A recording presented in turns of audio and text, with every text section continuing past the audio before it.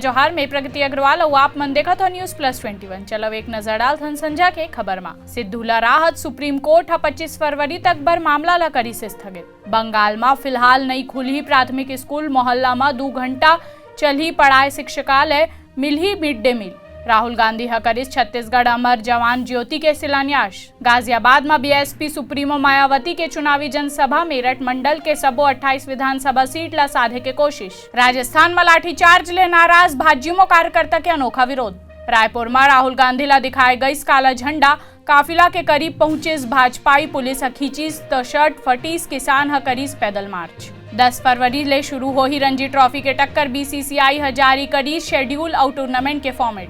छत्तीसगढ़ में कोरोना ले 14 मरीज के मौत। रायपुर में जैन 2 बुजुर्ग के जान गई, ओमन ला नहीं लगे रही टीका। कपिल शर्मा के शो में वैलेंटाइन डे स्पेशल के गेस्ट हो ही बिपाशा करण, देही रिलेशनशिप गोल्स में टिप्स।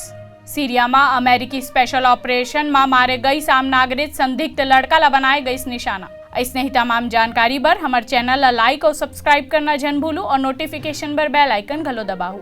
आप मन देखो तो News+21 आप मन के हक के बात।